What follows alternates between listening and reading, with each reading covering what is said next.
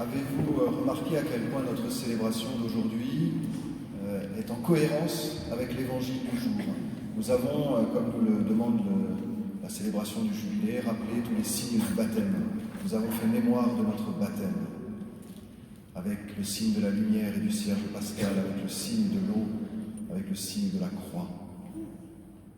Nous sommes plongés dans la mort et la résurrection du Christ. C'est ça, le baptême. Et dans le Christ, nous sommes vivants, nous sommes rachetés. Le début de l'Évangile dit, en ce temps-là, après son baptême, Jésus, rempli d'Esprit Saint, quitta les bords du Jourdain dans l'Esprit et fut conduit à travers le désert. Nous passons de ce baptême, de notre baptême, dont nous avons fait mémoire, au temps du carême.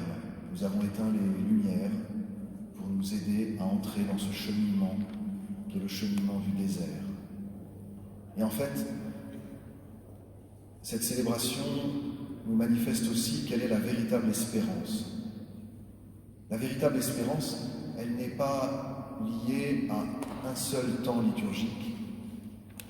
La véritable espérance n'est pas liée à un moment de notre vie. Nous serions plus joyeux qu'à d'autres moments. L'espérance, elle est liée au fait que Dieu nous aime infiniment, quel que soit ce que nous vivons. Donc l'espérance, comme la célébration du jubilé, nous pouvons la célébrer à tout moment. D'ailleurs, le diocèse la célébrera aussi de manière solennelle à Rome, pendant le pèlerinage diocésain que nous allons vivre début avril. Nous allons le célébrer aussi, ce jubilé, d'une manière solennelle, pendant le temps pascal. Et je vous y invite tous, nous allons faire un grand pèlerinage le jour de l'Ascension, en partant de Notre-Dame des Anges, pour certains, d'autres lieux pour d'autres, pour ceux qui ont plus de difficultés à marcher.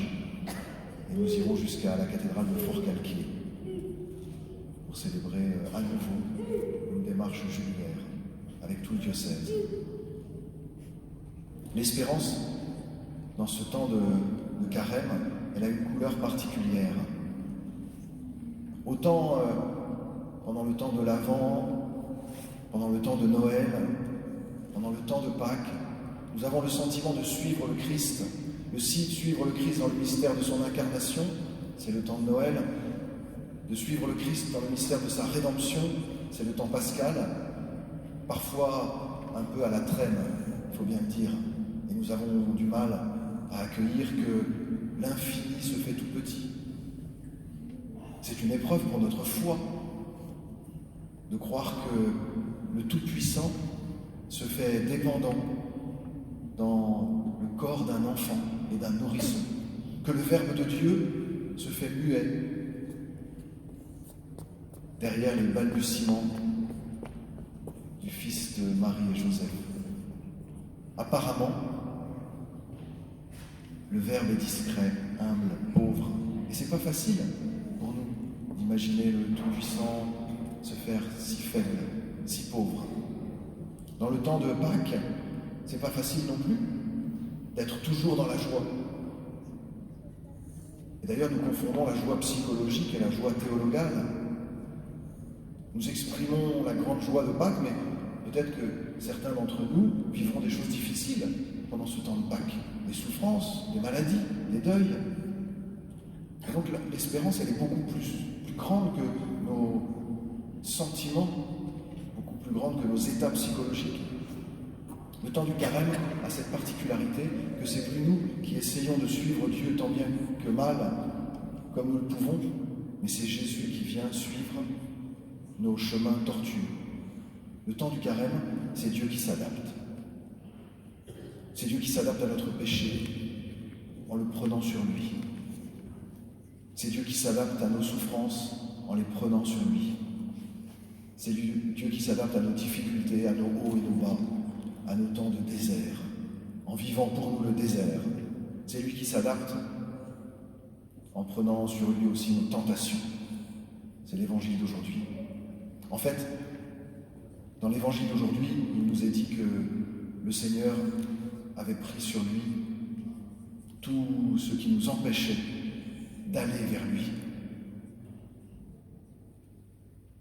C'est lui qui a fait le travail. Nous sommes déjà sauvés. Et c'est ce que nous avons célébré à travers ces signes du baptême. Nous sommes déjà sauvés. Il nous a déjà rachetés. Il a déjà pris sur lui notre péché et notre mort pour nous conduire à la vie. Alors toute cette dimension pédagogique qui nous mène vers Pâques, c'est pour nous rappeler que nous n'existons que parce que le Seigneur nous porte. Nous marchons parce que le Seigneur nous porte. Nous vivons parce que le Seigneur nous donne la vie. C'est ça la véritable espérance. C'est pas de croire que nous sommes meilleurs que les autres. C'est pas de croire que nous devons exciter notre joie ou la faire surgir. Notre espérance, c'est de croire que le Seigneur est là à nos côtés et qu'il le sera toujours. Voilà ce que nous célébrons pendant cette année, année de l'espérance.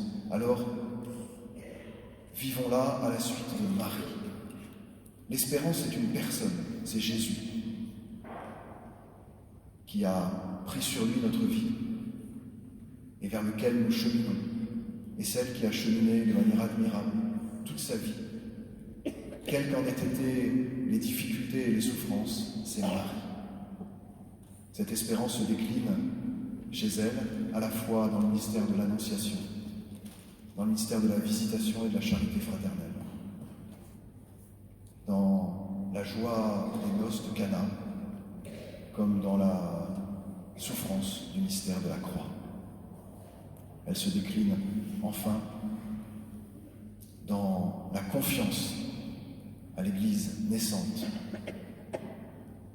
dans le mystère de la Pentecôte. La Vierge Marie est là à nos côtés pour nous apprendre à vivre non seulement le jubilé, mais notre vie tout entière, pour que nous soyons vraiment à la suite de Jésus. Marchons avec Marie dans l'espérance. Soyons des pèlerins avec Marie de la véritable espérance. Amen.